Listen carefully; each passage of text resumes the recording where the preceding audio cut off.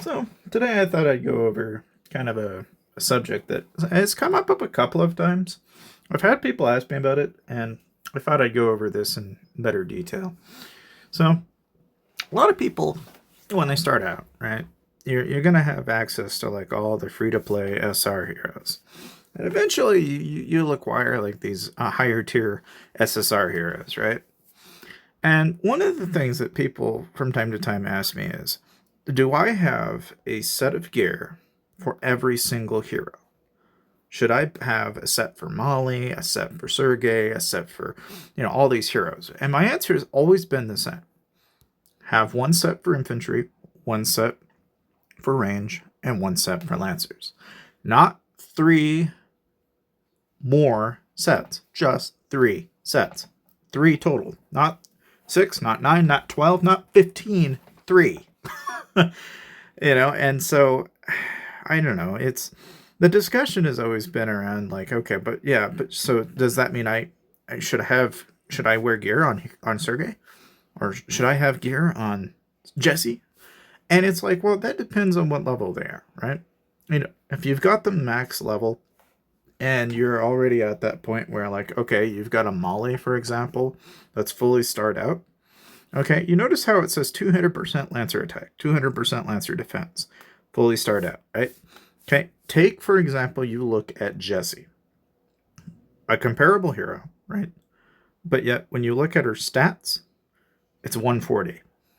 That's a 60% difference, nearly. Okay, which from a core stat perspective, right? How important is a 25% damage up going to be when you're losing 60% of it just to the tier? This is why when you're starting out, it makes sense to use Jesse, because very few people are going to have a 3 to 4 or even a 5-star Molly, right? But the longer the game goes on and you start to progress, right, eventually you're going to get access to Mia. And for the same reason that you look at, Jesse, and the same way you look at Molly, there comes a threshold at which point you go, the Lancer attack is higher in Mia. Why am I using Molly? Why am I using even Billy, for example? And the argument is always the same, right? The higher the tier, the higher the generation. After a certain point, yes, there is a point at which you should probably be using the higher gen hero. And how do you know that? You look at that Lancer attack. That's what tells you whether or not should I be using this or that. Now, something on that front is, but what if I have a Molly now and I throw gear on her? Okay. Well, if you look at the gear, you'll notice that, oh, hey, that adds 30% Lancer lethality. That throws a wrench into this calculation, doesn't it? Because now it's not 200% or so with this one hero. Now it's, another 30% with the lethality, and if you take it off and you will compare again, you'll notice that, hey, it's not, it's not 50 now, it's 70, and vice versa. So when you make your comparisons, you need to be doing this without any gear on, okay? And the reason for that is so that way you can micromanage basically using your gear as a way to additive increase your heroes, right? And also make them better. But you want to be competitive in PvP. And that's the main reason why I stress having just 3 sets. Because if, let's say, for example, you have one very decent set, well, then all you got to do is work on that one piece of gear. And you're going to get a huge bone for this. You're going to be super overpowered compared to the guy that doesn't. It's a huge, huge, huge thing. So like I can ascend a piece of gear right now. And when should you do that? That's the next question that comes up. So like right now it's King of the Icefield. You can get bonuses for shards, coal, gathering, chief gear, max score increases, speed up, and pet advancement. Okay, so logically that means that this would be a really good opportunity for you to use, hey, you've got some extra stars. Pop those stars now, because you're going to get some points for that. You might as well go and take these heroes that you've got that have some stars or some shards. Might as well just go ahead and use them because you're going to get some points for that. And, okay, lo and behold, there we go. We just got some extra stuff. And that's really all I'm saying. It's like it's the little things like this that make a huge difference. And in general, whenever you're trying to set up your account, But just like whenever you're picking gear on heroes and how to know what pieces to put on where, it's really only going to come down to one thing, which is, if you're doing a rally, for example, you want to pay attention to a couple of things. So you might notice that, like, natural leaders, it's a bonus that you get after he's fully maxed out, right? But something else that you can pay attention to is this exclusive, which is going to give you a 15% increase to rally troop attack, which means generally whenever you do rallies, he's going to come into use, right? But on the same token, if you look at someone like Alonso, where you're getting 15% rally lethality, okay, lethality is really helpful for bear trap. It's really helpful for, like, anytime you're wanting to basically do damage against the HP of your opponents. It's terribly helpful whenever you're using it in cases where it becomes incredibly prevalent for you to have a lot of attack and a lot of lethality. And obviously in the inverse situation where you're defending, right? This is where heroes like, say, like, if you look at Molly, for example, you're going to get defender troop lethality. You're going to look at heroes like Philly, for example, who are going to give you defender troop health. Because typically what you're going to need in defense is going to be more along the lines of health and or increasing the amount of damage you're doing. It just varies, but most of the time it's health. And so in almost every way, it's not that not every single hero doesn't have a purpose, but the longer the game goes on and you get in past Gen 2, you get past Gen 3, and you get into the realm of Gen 4, Gen 5, and Gen 6, it becomes a lot more relevant for you to be using generations of heroes that are newer than it is to be using generations of heroes older.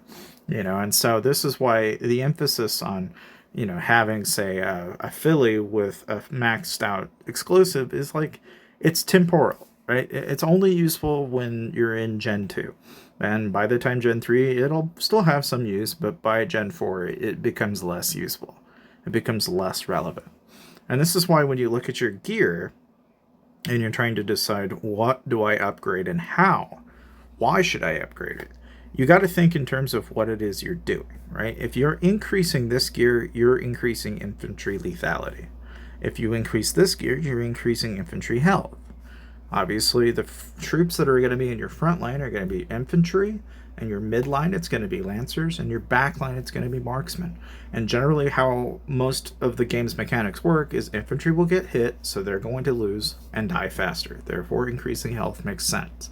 But because they're also in the front of the line, they're also the one that is going to be doing all the damage to the infantry line. And when the infantry line collapses, the next thing that comes up is lancers. Now, you might be thinking, well, that doesn't make any sense, because when I look at my reports, I'm seeing marksmen dying as well. And that's because lancers can jump over infantry and hit marksmen in the back. So you're going to be dropping marksmen and infantry simultaneously. And the only thing that drops infantry faster is, guess what? Marksmen. And the only thing that drops marksmen faster is what? Lancers. So when you're trying to decide what you should be upgrading, it's kind of a, the answer is always going to be everything, right? But if you had to prioritize it, I would say infantry health makes a lot of sense to upgrade. And when it comes to lancers, I think it makes sense to increase lancer lethality and prioritize lancer lethality. And for marksmen, it's a little bit of both. It's both needing a lot of marksman lethality because you need to be killing those infantry as fast as possible, but you also need them to live. And so in a way, it becomes a little bit of a tug and pull between the two. So whenever you're trying to decide what to upgrade and how, I would argue that, if anything, you should probably focus on just being the highest possible tier possible, right? You don't want to, mastery forge anything past level 10. I think once you get to 10, stop and go to the next set until all 3 of your sets are 10. Then start incrementally upgrading. You might be wondering, well, then how is it that you've got these up to 12 and the other 2 to 10? It's just a choice. For me, it makes sense to increase my infantry health, and so I'm going to prioritize doing that. And then simultaneously, I'll come over here and start doing my marksman lethality. And then conveniently, yes, I am now working on this side of it and doing the lancer lethality next. And so naturally, that's the next step, is going to that. So like so, I've got that up to 10 now. And I'll go ahead and see if I can do some upgrades for this. And that's just the logic of it, right? Like that's the reasoning behind why I do what I do. But hopefully that has cleared it up a little bit for people, and now you have a better idea or a better grasp of how to prioritize your gear in Whiteout Survival. Hopefully this helped, and let me know what you guys think in the comment section below.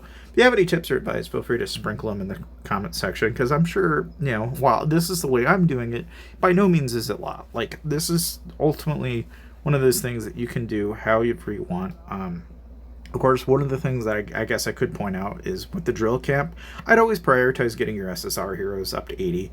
Because over time, you're not going to need your blue heroes and your purples over time.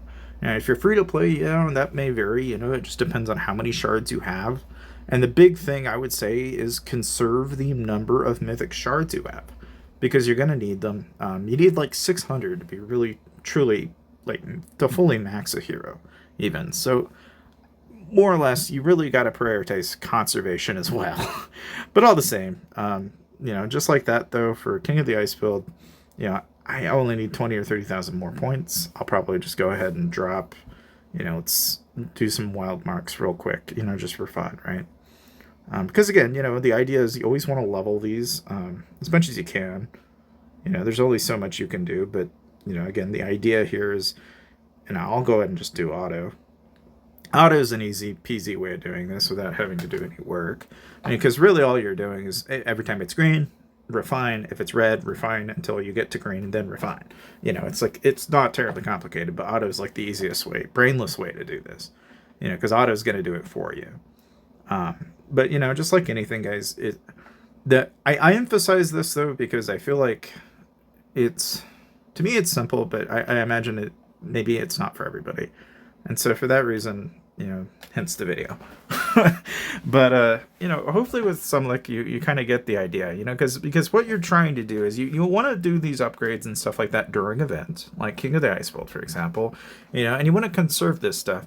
Most of the people that I know, they'll save everything for SBS, and then that's when they do it. You can do it during King of the Ice World, you do it whatever event you want, right? Because ultimately you're just trying to get the drops and loot that you can get during the event. And that's really ultimately all you're trying to do. You're just trying to rank. That's all there is to it. Otherwise, you'll kind of box yourself in a way, right? And it's easy to do in this game, especially since, well, over time, by the time you get to 3rd gen, you know the feeling. Like, you're surrounded by super pay-to-wins. It becomes a very slippery slope, where it's very obvious that, like, unless you spend a lot, you're going to be behind. And so you have to make these smart decisions and kind of consolidate. If you're something that's already had more than 3 sets, I just recommend just taking the extra sets and dismantling and salvaging them and putting them into the first 3 sets you have. And if you have any other questions, I guess feel free to let me know in the comment section below. But thanks for watching, and I'll see you next time.